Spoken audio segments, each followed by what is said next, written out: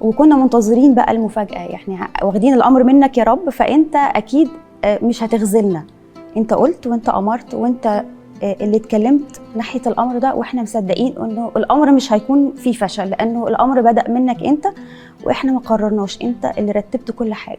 فالغريبة إن إحنا عملنا تيست 10 أيام، تفاجأنا بأصعب وقت تاني بالنسبة لي بعد الدكتور، إن ما كانش فيه حمل.